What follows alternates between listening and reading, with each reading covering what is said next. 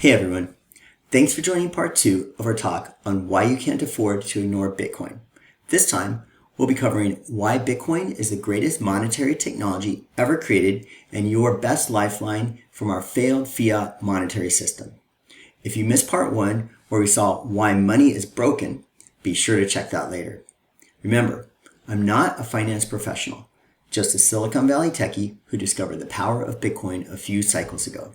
And this is not investment advice, but consider it your invitation to join the Bitcoin revolution in the fight against monetary debasement. If you like where this is going, please hit that like button. Now let's get started. To appreciate the creation of Bitcoin, we need to look back several decades.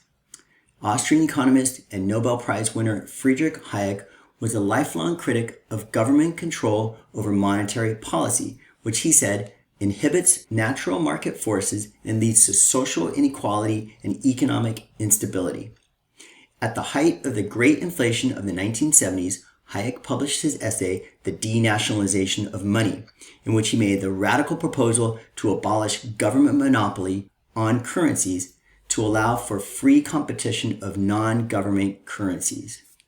In one of his more famous quotes, he suggested that our only recourse may be to introduce sound money through some sly roundabout way that the government can't stop. Clearly, he was well ahead of his time, but soon after Hayek came the cypherpunk era of the 80s and 90s. The cypherpunk movement began in the 80s to combat overreach by centralized powers in the emerging digital age. They recognized the need for public access to encryption and digital privacy tools to protect individual freedoms. In 1983, David Chaum proposed anonymous electronic money. Then in 1990, he launched eCash, one of the very first cryptocurrencies. Throughout the remainder of the 90s, several attempts at peer-to-peer electronic cash were launched in the form of eGold, Hashcash, B-Money, and BitGold. Each of these failed attempts piloted essential innovations that were perfected later with the release of Bitcoin in 2009. On October 31st, 2008, a previously unknown cypherpunk going under the pseudonym of Satoshi Nakamoto released a white paper titled Bitcoin, a peer-to-peer electronic cash system. 2 months later, he launched the Bitcoin blockchain by mining the first block.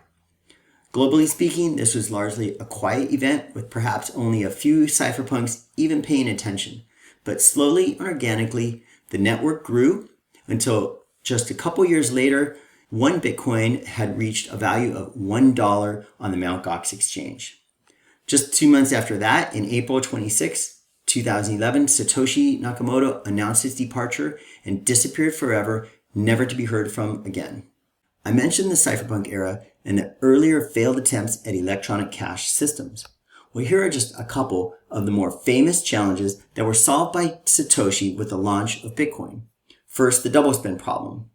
The Bitcoin blockchain solved the ability to ensure that each Bitcoin could be spent only once. Then, for the Byzantine generals problem, Bitcoin's proof of work mechanism allowed for agreement among a global network of actors who may not trust each other or even know each other. Saifedean Ammous wrote the must-read ultimate guide to Bitcoin called The Bitcoin Standard. In it, he explores the history of money and makes the case for Bitcoin as the apex currency. Let's hear in his words how he describes Bitcoin. What is Bitcoin?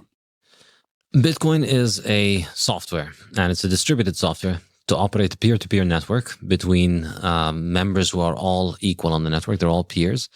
And what this software does is that it allows you to operate a payment network between those peers. And that payment network has its own currency. I believe Bitcoin is the most advanced form of money ever invented. And the reason for that comes from two properties that this network has. The first one is that the currency is the hardest money ever invented. It's the money whose supply is the most resistant to inflation. It's the first monetary asset that we've ever invented that is guaranteed to be fixed in its supply. And then the second property, which is extremely important as well, is the fact that it operates without the need to trust in anybody. There's no authority in charge of Bitcoin that can take your Bitcoin, that can stop you from using Bitcoin. Saifedean declares Bitcoin the most advanced form of money ever invented for two reasons. First, it's the hardest money, meaning that its fixed supply of 21 million could never be increased. And second, it's trustless, meaning that it's decentralized and there's no need to rely on any central government or any authorities. In other words, Bitcoin is the first currency that realizes the vision of Friedrich Hayek and the cypherpunks. These 10 pillars of Bitcoin provide a comprehensive overview of its workings. But you don't need to understand all these in depth to use Bitcoin any more than you need to know how to rebuild an engine to drive a car. Over the years, user-friendly tools and applications have been built to simplify Bitcoin use for the average user. And unlike the earliest adopters of Bitcoin, you now have the confidence that it has been rigorously tested and proven robust over 15 years to secure value and process transactions now in the trillions of dollars. Now let's hear from Lynn Alden about how the Bitcoin network is ideal for processing payment transactions in our digital age. What makes Bitcoin remarkable is its ability to enable bearer asset final settlements at the speed of light. It effectively closes the speed gap between transactions and settlements that has persisted since the late 19th century.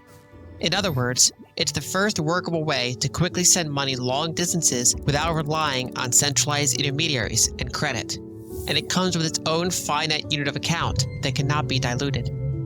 For the past 15 years, Bitcoin has been refined in various ways, tested to see how robust it is to attacks, and copied by competitors to see if there's any way to do it better. So far, it has continuously remained the largest, most liquid, most decentralized, and most secure cryptocurrency.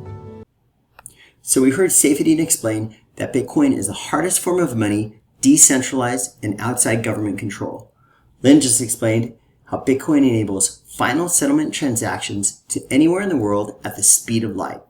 Now let's hear Parker Lewis recap how Bitcoin solves the fundamental problem of our legacy monetary system.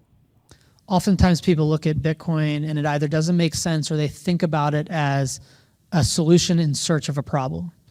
It is not a solution in search of a problem. It is, very intentionally a solution for the problem of printing money. And the first thing that people have to accept, and most people I think understand this intuitively, that the printing of money is a problem. It's a problem for all of us as individuals. It's a problem for us as business owners. It's a problem for us as a community, state, country.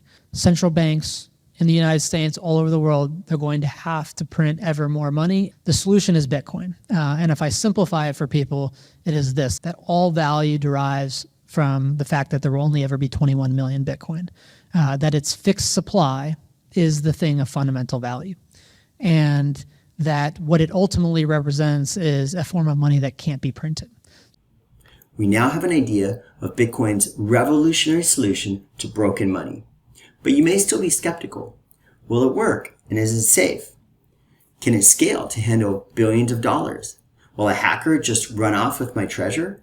Or could a government just decide to shut it down? Well, let's take a look at how Bitcoin's been doing since launch. We know it's survived, but how healthy and strong is it really? Now, here are some of the top metrics we watch to assess the health of the Bitcoin network. First, nodes. Nodes are the backbone of the network. They run the Bitcoin software and they serve the community by providing visibility to the blockchain. Think of them as bank branch offices that are scattered globally and accessible anytime, anywhere. Next, mining is the process of bundling Bitcoin transactions and recording them into each new block of the blockchain. Addresses are like accounts on the blockchain ledger that can store, send, and receive Bitcoin. This metric correlates roughly to users, but each user can have as many addresses as they like. Transactions simply measure the volume of sending and receiving activity on the network. And lastly, market cap combines the circulating supply of Bitcoin along with the market price per Bitcoin. Remember, nodes are the backbone of the Bitcoin network, like bank branch offices. So we want to see as many nodes as possible and as geographically distributed as possible. More nodes means increased decentralization, It means stronger protection against malicious attack and from censorship by any one state actor. And it means overall increase in speed and reliability of the network. This is a recent snapshot from September 30th that shows that over the prior 24-hour period, there were 58,000 nodes spread across 138 countries. So you can see that Bitcoin has grown to have a truly global footprint.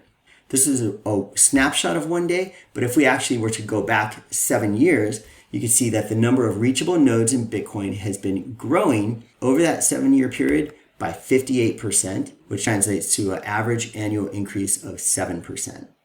Hash rate is a measure of the total computational power of all miners on the Bitcoin network. A higher hash rate means greater security with increased difficulty and expense for a malicious actor to attack. It also means greater decentralization with more miners competing for that next block. And lastly, it means a growing global interest and investment in Bitcoin mining infrastructure. The hash rate has been growing constantly since Satoshi mined that Genesis block. But if we look just back over the past 4 years, it has grown 340%, which translates to a 45% annual growth.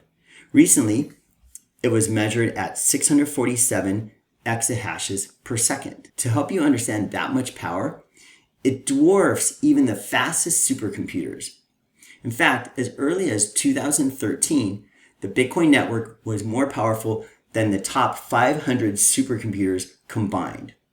And today, it's 600 times more powerful than Frontier, which was measured the fastest supercomputer this year. So don't think that just because Bitcoin is decentralized with no one in charge, it doesn't have the infrastructure and computational firepower surpassing the top companies and governments. Remember, you can think of addresses on the blockchain as user accounts that store, send, and receive Bitcoin. We'd like to see the number of active daily addresses growing over time. Well, over the past 12 years, we've seen a staggering 5,000% growth, which is an average annual of 41%. Now, it's one thing to have a lot of accounts, but you might ask, well, how much are those being used? And for that, we would look at on-chain daily transactions. This measures the volume of Bitcoin sending and receiving activity.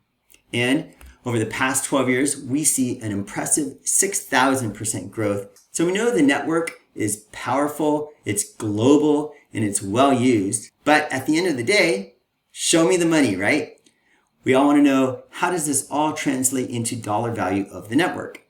And for this, we would look at Bitcoin market cap. Now, the market cap is simply the circulating supply of Bitcoin multiplied by the market price of Bitcoin. And since 2012, we saw the market cap was 42 million. By this year, January, it had gone to 860 billion. Now, over 12 years, that's a staggering, incomprehensible 2 million% increase. So let's zoom in to the most recent 4 years to see what the growth has been lately. And over the past 4 years, it still has grown an impressive 521%, which is 58% annually. So by all counts, Bitcoin is healthy, is strong, and is growing massively over the past 15 years. But despite all that growth, Bitcoin is still just a tiny blip compared to global financial assets. Here you can see total global financial assets are valued at 900 trillion, with Bitcoin at just 1 trillion, which is 0.1%. Now, many are holding these other asset classes because they perceive them to be a better store of value versus fiat dollars. Now, we learned in part 1 that due to M2 inflation of our money supply, even these other asset classes are losing value over time. As Saifedean Ammous and Parker Lewis put it so eloquently, the world is ever so slowly realizing that Bitcoin is the greatest money ever created and the most inflation-proof store of value. So we fully expect reallocations from these other asset classes will go into Bitcoin. Now, a lot of people think that, hey, with all the growth in Bitcoin we've seen over the past 15 years, how much more could it possibly grow?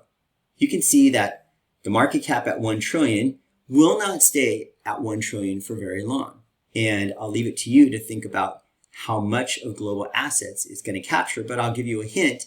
it's going to be somewhere in between 1 trillion and 900 trillion. As an example, if Bitcoin market cap went up to 30 trillion today, that would actually represent a 30x increase on the price of Bitcoin today. Now, Swan Bitcoin did an interesting thought experiment, how Bitcoin might capture some of the market cap from these other store of value assets. And here at least you could see some justification. Granted, this would be many years off, but justification for Bitcoin market cap to go to $200 trillion. At $200 trillion with a supply of 21 million Bitcoin, that comes out to a market price of almost $10 million per Bitcoin. Now, in case you think that these projections are too outlandish, let's take a quick look at how Bitcoin has performed over the past 15 years versus these other major asset classes. Here's the performance of Bitcoin versus gold, real estate, equities, and bonds. For each year, the best performer is at the top and the worst performer at the bottom. Now, Bitcoin has won in 11 of the past 14 years, finishing on top, and even throwing out the outrageous performance of Bitcoin's early years since 2015, when it wins by an average of 11 times the runner-up. But you'll notice when Bitcoin doesn't win, it actually finishes at the bottom. And while when it loses, it doesn't lose by 11 times the next asset, but actually just an average of 3 times the next asset. And to be fair, in the last couple of cycles when it lost, those were downturns for the entire market where there were double-digit losses for most other assets as well. Now, the other thing I want you to notice is a 4-year cycle pattern. So 3 winning years followed by 1 losing year. And this pattern has played out 3 times now. Currently, we are in the 2nd year of a new 3-year winning pattern. So that's why we expect Bitcoin to win this year and next year. Let's take a look at how the Bitcoin revolution is sweeping the globe country by country. Here's a ranking of the top 15 countries based on number of holders and percentage of population holding. We're seeing different countries are adopting Bitcoin for different reasons. Some want a flight to safety from their own hyperinflating currencies. Others want access to an independent reserve currency that's outside the fiscal and monetary controls of another government. Some want to take advantage of their own inexpensive and abundant renewable energy sources for Bitcoin mining. Others want to attract and encourage business innovation in this digital age. And finally, many are looking for inexpensive and fast infrastructure for international remittances and payments. You may have noticed that Bitcoin is gaining a lot of traction recently from those at the top of government, business, and banking structures. Well, you could pause to read this later, but you'll see that many have fully onboarded with the Bitcoin revolution and are promoting the narratives of Bitcoin as digital gold, as a solution to inflation, as a store of wealth for both sovereign and individuals, and as the greatest invention of our lifetimes. I hope you now have a strong sense for what makes Bitcoin so revolutionary and the apex money for storing value. But don't just take it from me. Here's Stanford PhD and Wall Street veteran Fred Krueger. If we Bitcoiners are right, and I think we are, right? But if this is going to become the future world money, right? Then if you don't get involved at year 15 of the future of world money, you kind of miss pretty much the biggest thing that's going to change the world economy, going forward. Unless you believe that Bitcoin is a partisan issue, here's California Democrat Congressman Ro Khanna representing my hometown of Silicon Valley. Well, I would say even if you don't appreciate all of the cases for it, that people can use it if they're under authoritarian governments, use it in places where there's runaway inflation, use it to get quick assistance to places like Ukraine or human rights activists. Just think about it as a store of value. I mean, if you knew that millions of young people were buying gold, wouldn't you want to know about gold and think that that was valuable? And this is culturally the place that a lot of young people are storing value. It is easier to transport. It doesn't have the same costs. It is finite as opposed to gold, which you need to keep mining. And so it's here to stay. I mean, it's not going anywhere. and you might as well learn about it, or you're going to look out of touch. As Roja said, I encourage you to keep learning and then take action to protect the value of your hard-earned income and assets with Bitcoin. For guidance on how to acquire Bitcoin in as little as a few minutes, check the show notes below. Well, thanks for watching, and I appreciate if you hit that like button, subscribe to the channel, and drop a comment below. Until next time, be wise, be safe, and stack sats.